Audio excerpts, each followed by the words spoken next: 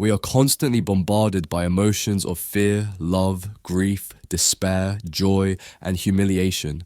Sometimes it feels like we just can't catch a break, and everything is happening to us rather than for us. Some wise person said that to feel is to be human, and I wholeheartedly agree, but should we let emotions control us, or should we control it?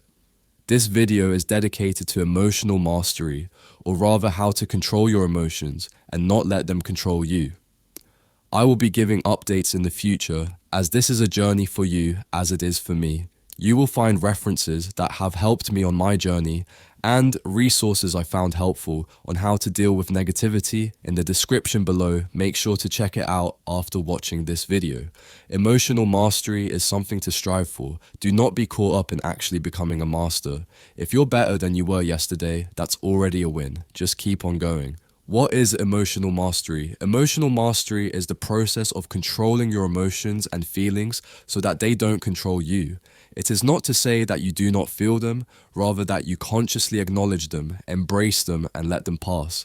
We have all experienced heated arguments with friends or loved ones, and in the heat of battle, we may have said some things that we later regret. Even worse, we may still hold a grudge or even seek revenge. A wise man once said, "Anger is like poisoning yourself while hoping the other person dies." Acknowledge your monkey mind. According to Buddhist principles, the monkey mind is your restless, confused, and unsettled mind. It's that little voice inside your head that tells you can't do something, hyperanalyzes situations, and imagines your worst what-ifs. Sometimes you wish that it would just shut up, but it won't. Some possible solutions can be grounded meditation, journaling, exercise, or music. Attempting to quiet the mind is key to calming that restless monkey, sitting on your right shoulder, squawking in your ear. Consider a peaceful, relaxing, and sunny day and you're out walking in the lush park by your house. It's filled with autumn trees, in the color of the rainbow, and the birds are chirping away. Yet, as you're walking through this paradise, your mind is running at 100 miles per hour. You're thinking about that argument you had with your friend, and you just can't seem to understand why she doesn't acknowledge that you're right and she's wrong. And in the process, you ruin your friendship because you let your ego win. I'll discuss on another video that how having a big ego can have the terrible effects in your relationships. For now, let's just continue with the video. Don't let your monkey brain win. Acknowledge it and move on. Don't let negative emotions take control of your life. Embrace your emotions. We are emotional creatures, and that's how we were intended to be. I cannot possibly imagine calling ourselves human without emotions coursing through our everyday actions. Also, I have seen some of you trying to be Ionokoji. Well, it's simply not possible cause to attain that level of emotional control. You may have to go through a lot of physical and mental tortures, yet cannot be guaranteed that you can attain it. So, without making you delusional, I'll focus on the reality situation and a beginner-friendly guide. Although we can label some as positive or negative emotions, we must still acknowledge and embrace them wholly in order to live our lives. Do not try to avoid them.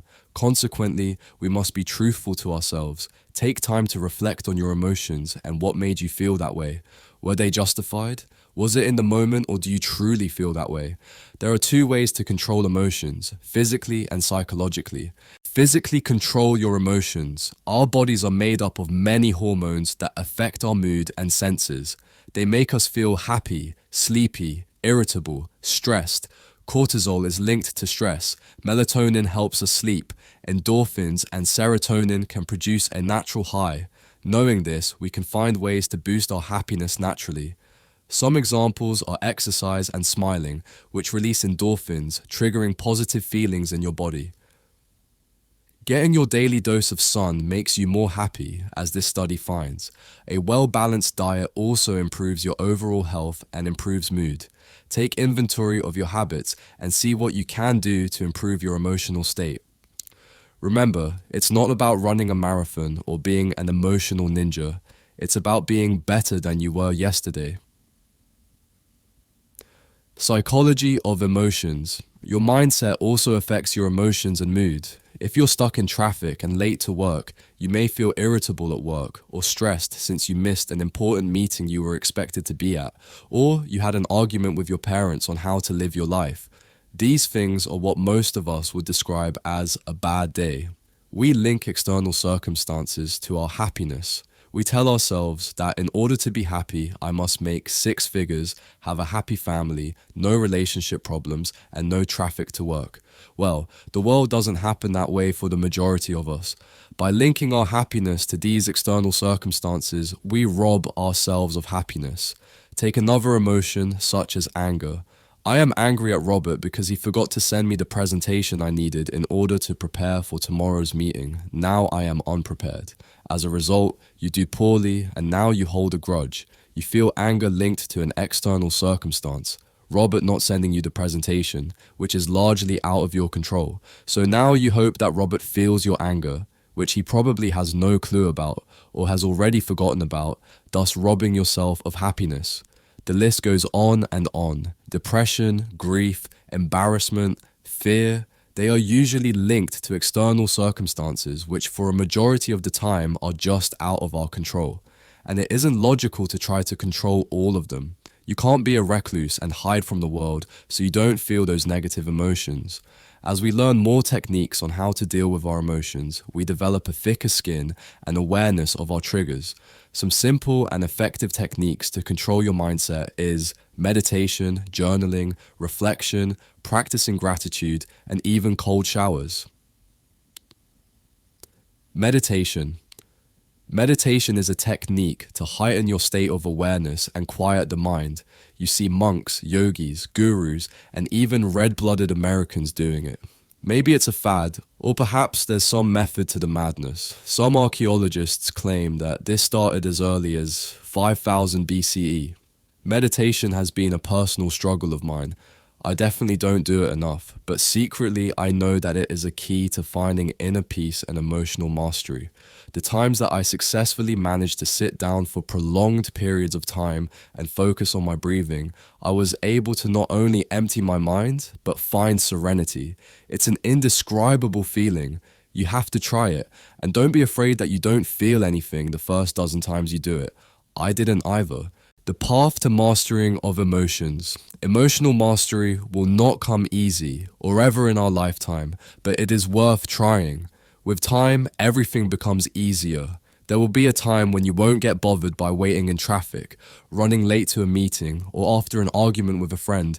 You will develop techniques to embrace and disengage from negative emotions. Practice is key. In order to find inner peace and at one with your emotions, because let's face it, we won't escape our emotions. They will always be there.